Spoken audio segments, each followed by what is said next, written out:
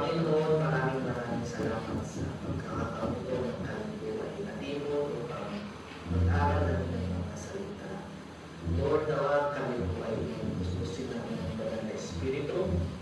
Buksan mo po ang aming mga isipan, ang aming mga puso na nawa ang mga pag-aaralan namin ay mainangin sa amin. Gamitin mo din po ako, Ama, bilang inang lingkod na maghayag ng iyong salita. Maraming salamat, Lord. In Jesus' name we pray. Amen. Hallelujah.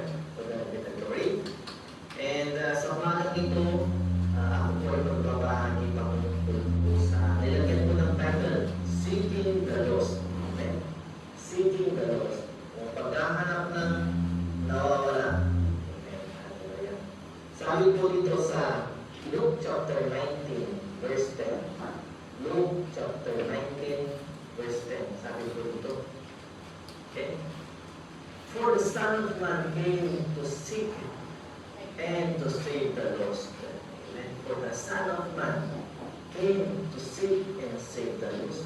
Amen. Ang Panginoong Jesus po, mga kapatid, ay naparito. Okay? Sa lupa upang hanapin ang at iligtas ang mawawala. Amen. Isipin natin, sino kaya yung tinutukoy dito? Okay? Sino kaya yung tinutukoy na nawawala? Okay? At kailangan na iligtas. Okay? Hallelujah. Pag-aaralan po natin yan sa Luke chapter 15. Okay? Verse 1 to 10. Okay? Dito po sa Luke chapter 15, meron pong tatlong parables dito. Parable of the lost sheep, parable of the lost coin, at parable of the lost son. Yung dalawa lang po ang babasahin natin o pagkakalan ngayon. Okay? Umpisahan po natin sa parable of the lost sheep. Amen.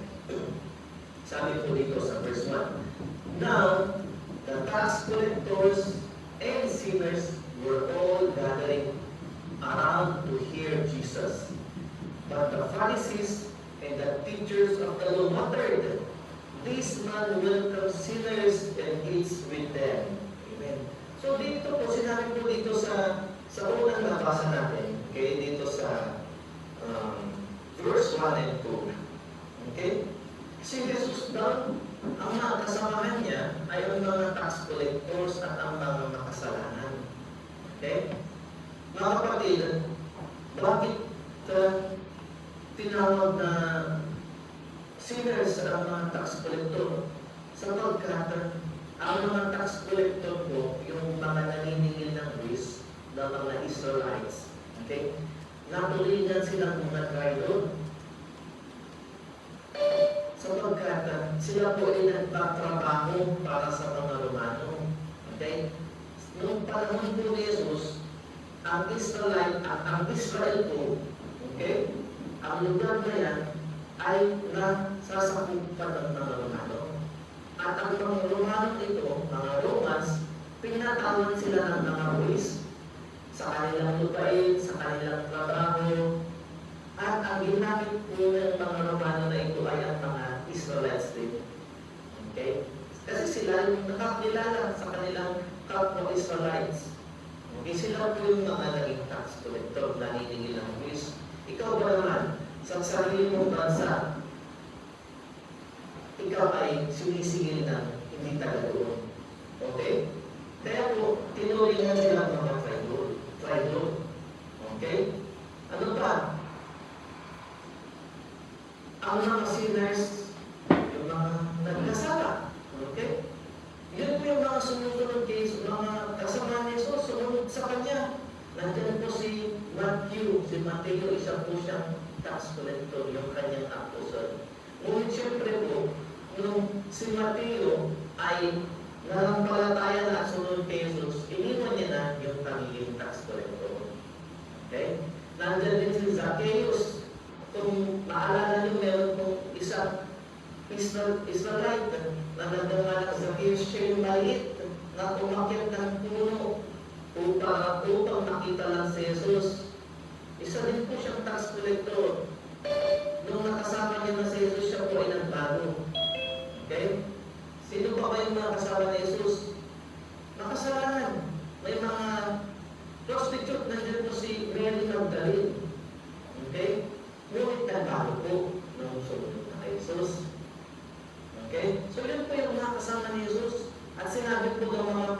you, this man, ang tao nito, tinutukoy nila si Jesus, ang mga tax collector, ang mga sinner, ang kanyang mga kasama, kahit hindi lang kasama, kumakain pa kasama sila.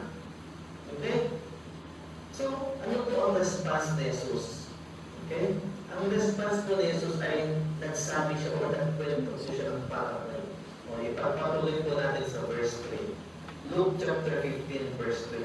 This is the response of Jesus. Okay? Sabi po, then Jesus told them this parable. Suppose one of you has 100 sheep and loses one of them. Doesn't he leave the 99 in the open country and go after the lost sheep until he finds it? And when he finds it, he joyfully puts it on his shoulder and goes home. Then he calls his friends and neighbors together and says, rejoice with me, I have found my lost sheep. I tell you that in the same way, there will be more rejoicing in heaven over one sinner who repents over 99 righteous person who don't need torment. Hanggang doon lang muna tayo mga kapatid. Ang kwento po ng parable of the lost sheep, sabi niya doon, may isang pastol, mayroon siya 100 na tupa. Out of the 100, meron daw nag-iisa na nawala. Okay. Nag-iisa, meron siyang 99 na natira. Ngunit ano po ang ginawa ng pastol na ito? Iniwan niya yung 99 in the open country. Iniwan niya. At pinuntahan, hinanap yung nag-iisang lupa na yun. Okay? Makikita natin, importante yung nag-iisa at kanyang hinanap. Makikita natin mga kapatid, nung nahanap daw niya yung nawawalang tupa, anong ginawa niya? Hindi niya po inalilaan at hinila. Okay? Tapos ito pa yung kanyang binuhat sa kanyang shoulder at umuwi. O love na love niya yung tupa na yun at binuhat niya. Okay? Pagkatapos, nung pag-uwi niya, tinawag niya ang kanyang mga kaibigan. Tinawag niya ang kanyang mga kapitbahay. Sabi niya, come, rejoice with me, magdiwang tayo. Sapagkat yung nawawalang tupa ay nahanap ko. Okay? For I have found my lost sheep, sabi niya. At inihalin tulad ko ng ating mahal na Jesus ang nangyari sa langit. Sabi niya dito sa verse 7, basahin po natin sa verse 7. Okay? Sabi niya po doon, I tell you, okay? I tell you that in the same way, there will be more rejoicing in heaven over one sinner who repents than over 99 righteous person who don't need to repent. So sabi ni ating may mahal na Jesus, ganyan ang nangyayari sa langit. Nagdiriwang sila kapag may isang nakasalanan na nakabalik sa ating Panginoon. Huwag mahanap muli. Okay? So mga kapatid, wow, isipin natin ganun pala ang nangyayari kung ako ay hihingi ng kapatawaran sa Panginoon. Okay? Magdiriwang pala sila doon sa langit. Okay? Balikan po natin sa ating verse 8. Okay. Ulitin po natin dito sa verse 8. Okay. The parable of the lost coin. Sabi naman dito, or suppose a woman has 10 silver coins and loses one. May isang babae, meron siyang 10 bayan. At nawala yung isang silver coins. Doesn't she light up a lamp, sweeps the house, search carefully until she finds it? Verse 9. And when she finds it, she calls her friends and neighbors together and say, rejoice with me, I have found my lost coin. In the same way, I tell you, there is rejoicing in the presence of the angels of God over one sinner who repents. Amen. Sinabi po dito sa binasa natin, yung babae may 10 barya, nawala yung isa, anong ginawa niya? She lights a lamp, nag-ilaw ng daw ng lampa, at ang ginawa, nagwalis sa kasulok-sulukan siguro ng kanyang bahay upang mahanap yung barya na yun. At praise the Lord sapagkat nahanap niya. At nung nahanap niya, nagdiwang po siya kasama ang kanyang mga kaibigan. Okay? Maalala ko din mga kapatid, dito po na sa lugar namin na nawala ko din po yung wallet ko. Okay? Actually, 2 beses ako nakawala ng wallet dito. 2 beses na hindi na ibalik. Praise the Lord. Pero anong ginawa ko? Nung nawala ko yung wallet ko ngayon, okay? Dahil-dahil kong binalikan lahat ng dinaanan ko. Lahat ng binuntaan ko, binalikan ko. Nagmamadali ako, inisip ko, para walang makakulot at kanyang kunin na lamang. Okay? Dahil-dahil ako naghanap. Okay? Nung hindi ko mahanap, nagtanong-tanong ako sa mga security guard. Sabi ko, meron po ba kayong nahanap dito na wallet? O meron po ba nag-surrender ng wallet dito? Ngunit wala. Pumunta rin ako sa police station at nag-report ako na nawawala po yung wallet ko. Ganito po yung itsura, nandoon po yung aking ID at ito po yung laman. Okay? Pabalik-balik ako. Okay? Ano ang ginawa ko? Tumuha din po ako ng flashlight. Inilaban ko din yung sasakyan ko sa silong ng mga upuan. Ulitin mo sa silong ng sasakyan. Ngunit wala. Pagkatapos ng 3 days after, o sumunod na araw, ginawang ulit, inilawan ko, mahanap. Pagkatapos ng sumunod na araw, inilawan ko pa rin yung sa silong ng upuan, hindi wala. So, maisip natin kung may importante na wala, ganun tayo magbigay ng effort upang mahanap lang. Okay? Kaya naalala ko yung sarili ko nung binabasa ko itong parable of the lost coin. Okay? Praise the Lord na tayo, nahanap ko at naibalik sa akin.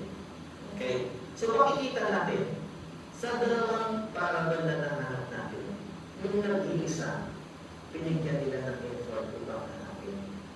Yung nag-iisa, importante pala. Okay? Kaya, nung nahanap ko ang sabi doon, rejoice with me, for I have lost my lost coin. Rejoice with me, for I have found my lost sheep. Okay? Yung lost coin at lost sheep, sino po ang tinutukoy nyo? Tinutukoy nila. Ang tinutukoy ng mga kapatid ay kaluluwa. Tao, a sinner who repents. Someone who was lost. Okay. At mga kapatid, kung iisipin natin, bakit ba nagtuturo si Jesus ng parable? O bakit pagkwento sa pamamaraan ng kwento hindi nagtuturo ating mahal Jesus? Mga kapatid, nagtuturo po siya ng parables sapagkat ito ay mas madaling maintindihan. Okay? Makakarinig kasi tayo doon. Isa pa, nagtuturo siya ng parables, true parables, sapagkat ito ay madaling maalala. Hindi ba?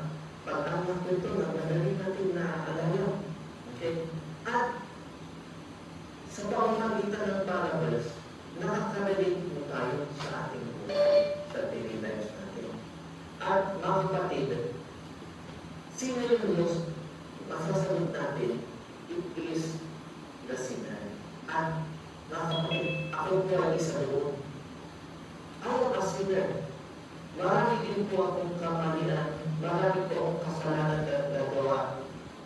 Nawala din po ako sa landas at nagpapasalamat po ako sapagkat ako ay nahanap muli ng ating Panginoon. ikaw din, sigurado, isa ka rin doon. Okay? Wala akong magsasabing hindi ako sino. Okay? So, mga kapatid, praise the Lord at lumapit po ang ating Panginoon ng mga tao upang ako ay maibalik sa landas papunta sa ating Panginoon. Unang-una ang aking asawa, siya po ang nag-share ng salita ng Diyos sa akin. At ang church na ito, mga kapatid, ito po ay nagbigay ng effort. Ako ay pinalo-aral. Okay? Si Pastor Francis yung kumanta po ng ating praise and worship. Isa po siya sa ginamit ng ating Panginoon upang magulat ako, upang makilala ko ang ating Panginoon. Maraming salamat sa buhay nila. Maraming salamat sa church na ito at ako ay nasa Panginoon ko. Amen? So mga kapatid, yan po. Okay? Who is the lost? Sila po yung sinners. At ako ay isa doon. Okay? Mga kapatid, kung titignan natin, ano ba ang tinuon ng mahal na Jesus sa pamamagitan ng parabol na ito? Number one, let's put an action. Kailangan natin magbigay ng effort. Okay? Bakit? Faith without action is dead. Okay? Yung pastor po na nawalan ng sheep, ano ginawa niya? Hinahanap niya. Pinuntahan niya. Okay? Siguro, lahat ng dinaanan nila, binalik-balikan niya. Siguro, sa mga likod-likod ng puno, likod-likod ng mga halaman, sinilip-silip niya din upang mahanap namin. Put your effort in looking for souls. Okay? Yung babae na nawala ng baya, anong ginawa niya? Inilawan niya. Nagwalis po siya. Okay?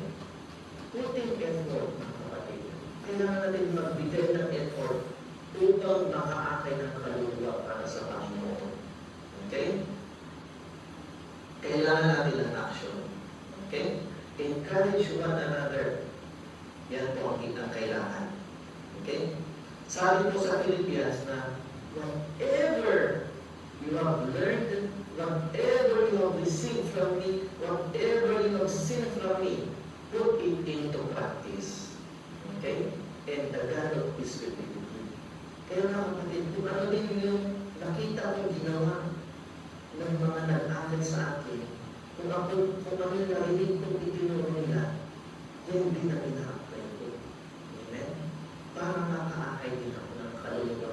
Makaakay ako ng tao para sa Panginoon. Okay? Copy and paste kung ano yung ginawa sa iyo, mga kapatid. Yan din ang ginagawa ko ngayon. Amen? Next, after putting that effort, huwag tayong maging choosy. Huwag tayong namimili, mga kapatid.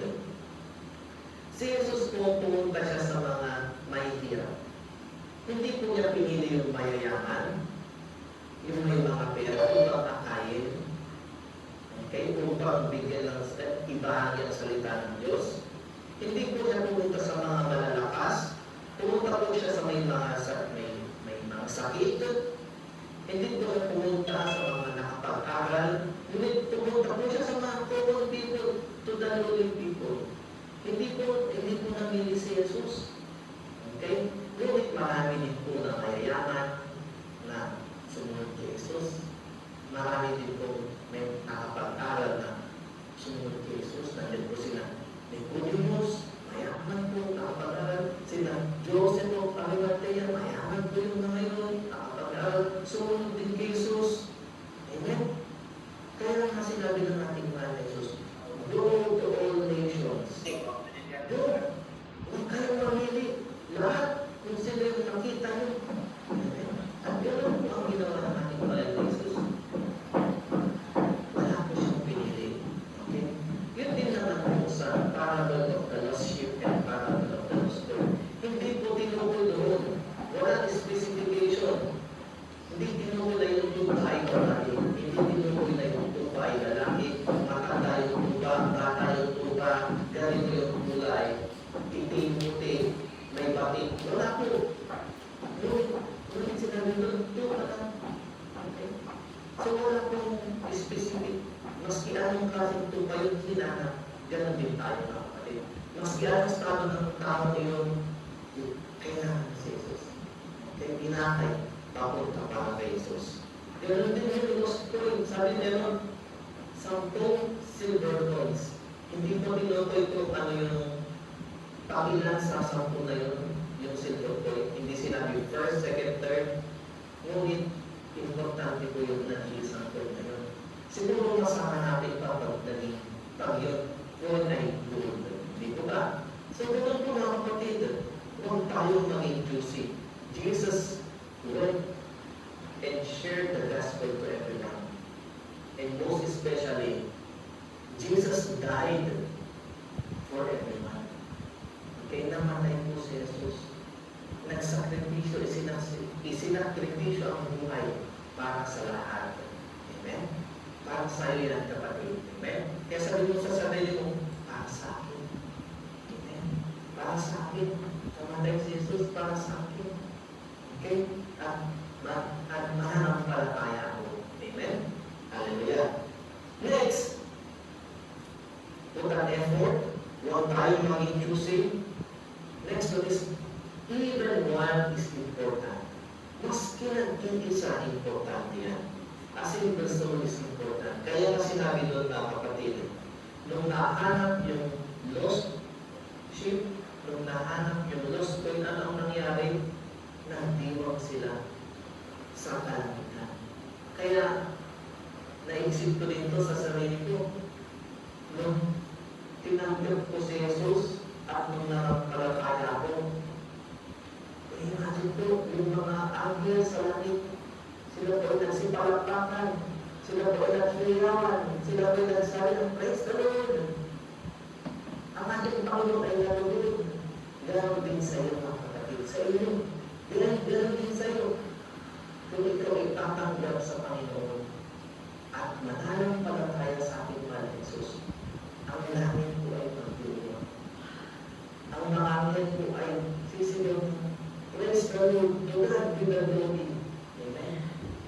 At sa mga kapatiran ko, tumanggap na, ganyan ang nangyari sa akin. Amen. At ganyan din ang gagawin namin.